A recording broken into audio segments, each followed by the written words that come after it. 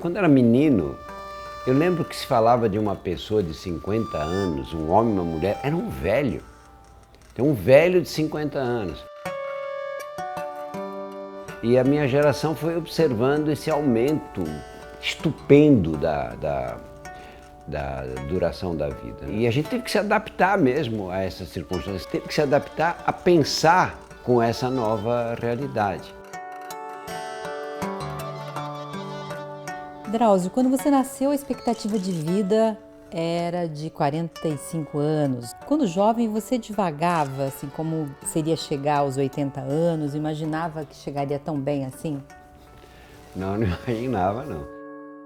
Quando me formei na faculdade, as doenças eram as endemias rurais. Esquistossomose, doença de Chagas, malária. A população vivia no campo, né? A maior parte dos brasileiros naquele tempo. Hoje são doenças crônicas. 100 pessoas que estão nos ouvindo agora, 30 vão morrer de doença cardiovascular. E vão morrer de câncer muitas pessoas também, um número grande. Mais ou menos 30% dessas doenças crônicas, hipertensão, diabetes, etc., estão ligadas às condições de vida, que envolvem a qualidade da moradia, saneamento básico, água encanada, o salário. 50% das doenças crônicas como essas vêm do estilo de vida. É a pessoa que come demais, é aquele que tem tendência genética a engordar e acaba ficando obeso, é o outro que bebe exageradamente, é o sedentário que não faz exercício de jeito nenhum. Então nós temos 30% depende de causas sociais, 50% do estilo de vida, que não está sob o teu controle necessariamente. E 20% é o impacto que a medicina pode ter. Então se o SUS resolvesse todos os problemas de saúde, o impacto seria de 20%, porque isso é só o que está ao alcance da medicina.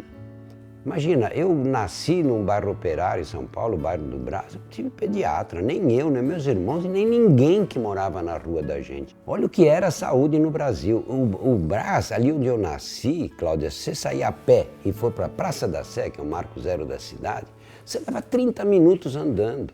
Nós não dávamos um pediatra para crianças que moravam a 30 minutos a pé da Praça da Sé.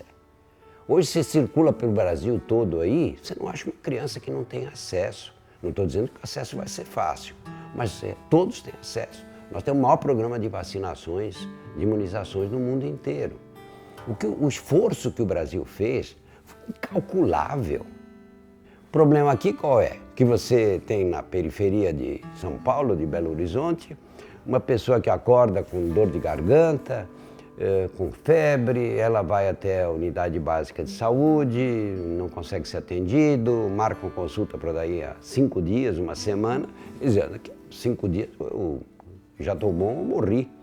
E aí o que ele faz? Ele vai para a porta do pronto-socorro. E aí você fica com aquele mundo de gente esperando, as pessoas reclamando, revoltadas, com razão. Mas se você põe ali um médico razoavelmente preparado, ele resolve 80%, 90%. Eu estou citando esse número, não é um número que eu inventei, não. Esses números fazem parte de estudos internacionais, você conhece, né? Então, o que mais me frustra diante disso é a falta de uma política pública de saúde, que nós não temos. E não temos por quê? Porque os políticos não estão interessados nela.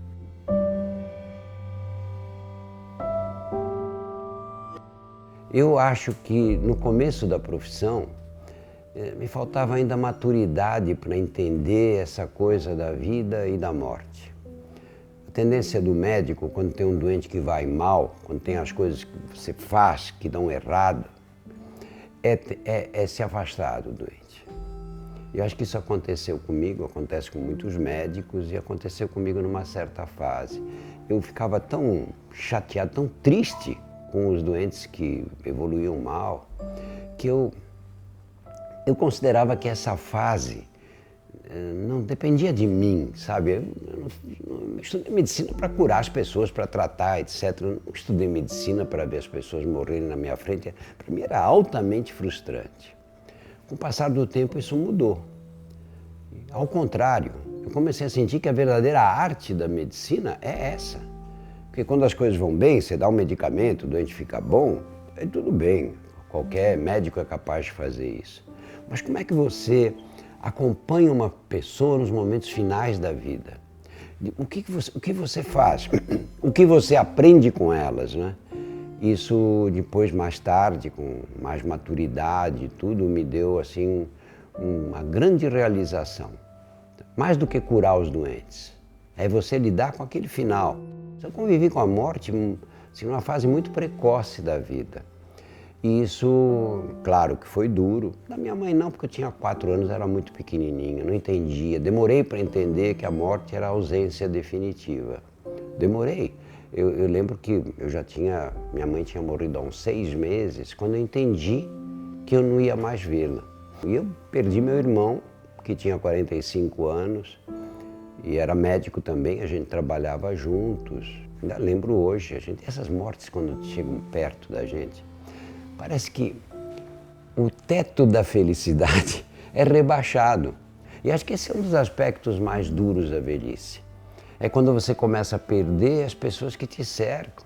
Os personagens vão se retirando, vão saindo do palco. E se você não for esperto, você fica sozinho.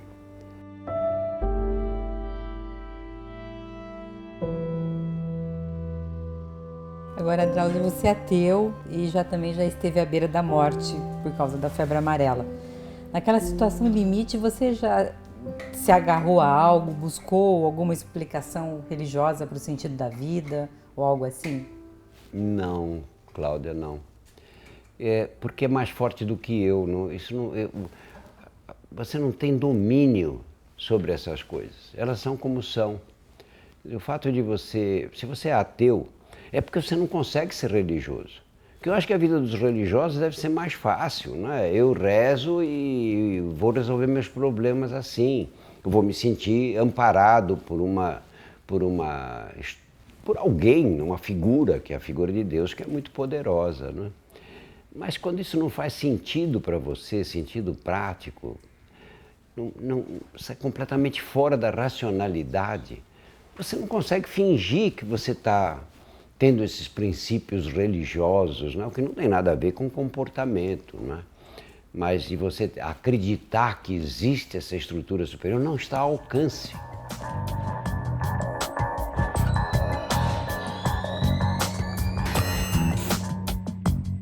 Muita gente dizia, poxa vida, a detenção é um lugar que Deus e o diabo ficam em cima da muralha. Então, cada um opera num determinado momento. Com tantos anos de trabalho em penitenciários, você presenciou o nascimento e expansão do PCC, que neste ano também completa 30 anos. Alguns pesquisadores apostam que ele já deixou de ser uma facção e se transformou num cartel de drogas, com grande chance de virar um grupo mafioso. O senhor acredita nisso ou enxerga alguma possibilidade de deter o PCC? Eu acho que já está acontecendo isso, né? Está acontecendo. Eles acabaram entrando no ramo da droga, do tráfico, né? E dominando esse ramo. E o passo seguinte qual é? O passo seguinte é você criar um grupo mafioso. O que aconteceu com a máfia na Itália, né? E aqui vai acontecer a mesma coisa. A mesma coisa. Quando você tem aqueles chefes de grupo que vão ficando mais velhos, a idade te ensina que você resolver as coisas na base da violência pode não ser o melhor caminho. E aí eles começaram a se organizar, foi o que eles fizeram, né? Começaram a ter uma organização que impôs ordem nas cadeias, por exemplo. Onde é que eles recrutam as pessoas? Nas cadeias, claro. Um moleque que, nessa idade, que entra num lugar desse e diz que não fica com medo é mentiroso. Ele não sabe o que vai acontecer com ele, ele vê homens de 50 anos num lugar assim. E aí, ele em potencial, vai ser um soldado do crime organizado. Por quê? Porque ele vai ter proteção, ele vai pertencer a um grupo. A vida na cadeia tem um custo. E quando a camiseta que ele ganhou ao entrar na cadeia estiver rasgada, quem é que vai dar outra para ele? E eles fazem uma coisa muito bem feita, que é o seguinte, eles dão proteção para a família. Olha, a sua mãe vai receber uma cesta básica. E rigorosamente uma cesta básica por mês é entregue na casa da mãe. E se você souber de alguém que faça alguma graça para sua mãe, para sua irmã, você avisa a gente. Então esse moleque, de repente, passa a contar com a proteção de um grupo muito forte. A família dele vai ser mais respeitada pelo fato dele pertencer a esse grupo. Eu comecei esse trabalho em 1989, no antigo Carandiru. E o Carandiru era uma cadeia inacreditável, né? Porque era uma cadeia para mais de 7.000 pessoas, celas lotadas de gente, né? Era uma cidade, o Carandiru. Era uma cidade grudada na cidade de São Paulo. E eu fui agora fiquei na cadeia feminina durante muito tempo, acho que foram, sei lá, quase 16, 17 anos. E depois de um ano e pouco para cá, no começo do ano passado, eu comecei a atender no centro de detenção provisória. Os problemas de saúde que eu encontro hoje são os mesmos que eu encontrava no Carandiru. Sarna, eles se coçam o tempo inteiro, isso faz infecção, forma furúnculos, sífilis. Não mudou nada. Não mudou nada em 30 anos. Os problemas de saúde são os mesmos. Lá era pior porque veio a epidemia de AIDS, tivemos uma epidemia de tuberculose grave. Hoje o Estado está um pouquinho organizado, bem mais organizado para o tratamento da tuberculose. Tem um centro geral do sistema penitenciário que pode ajudar, que ajuda normalmente, mas as condições são muito precárias mesmo. Recentemente você escreveu que as mortes por fentanil estão prestes a bater nas casas das famílias brasileiras. O que é possível a gente fazer para deter essa tragédia? Acho que educação. O que aconteceu nos Estados Unidos está sendo uma tragédia, né? Principal causa de morte entre os 15 e os 30 anos. Né? A molecada usa o fentanil, que é um opioide, e o fentanil tem uma margem de segurança muito pequena. É um medicamento muito útil, usado em anestesias, em pequenas cirurgias, tá? Porque ele age depressa e é excretado rapidamente. Então, muito útil. Às vezes, uma endoscopia, você fez uma endoscopia, recebeu fentanil e nem percebeu. Nos Estados Unidos, o fentanil começou entrando pelos usuários de opioides, heroína, morfina, etc. Ele entrou ali.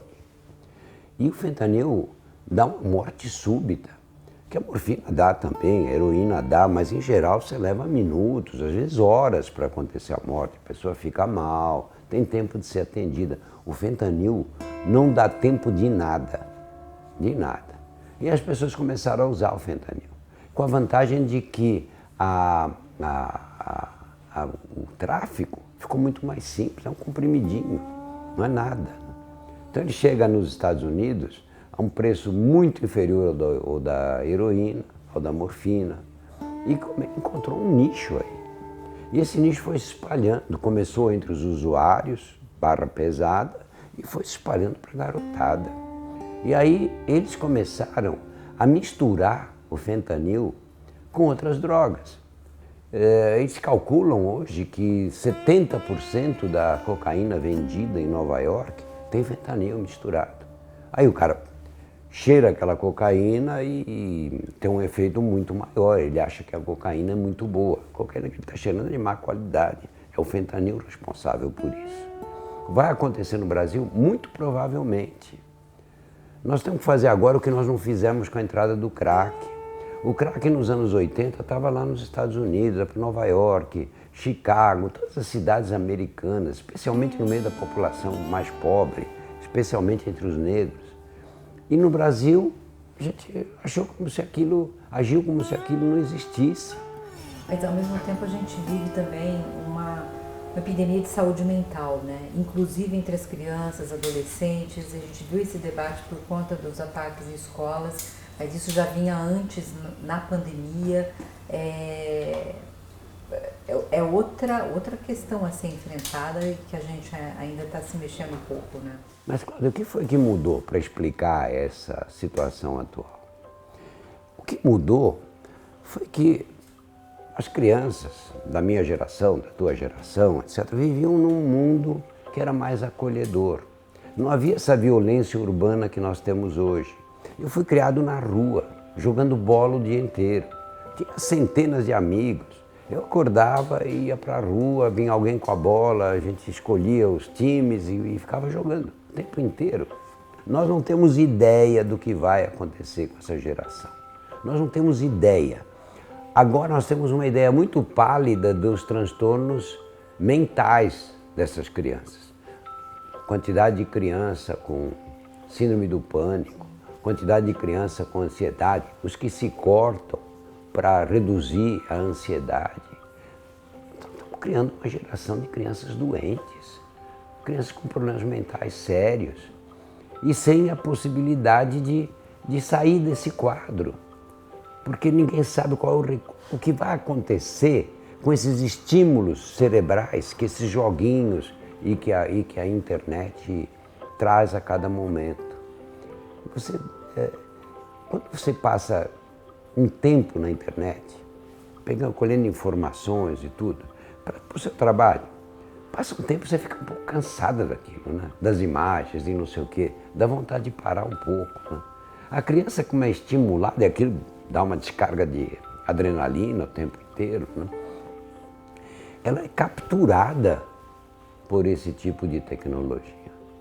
E eu não vejo isso com bons olhos, não. E não é conversa de velho. Eu acho que isso aí não está dando certo agora. E as consequências vão ser piores no futuro.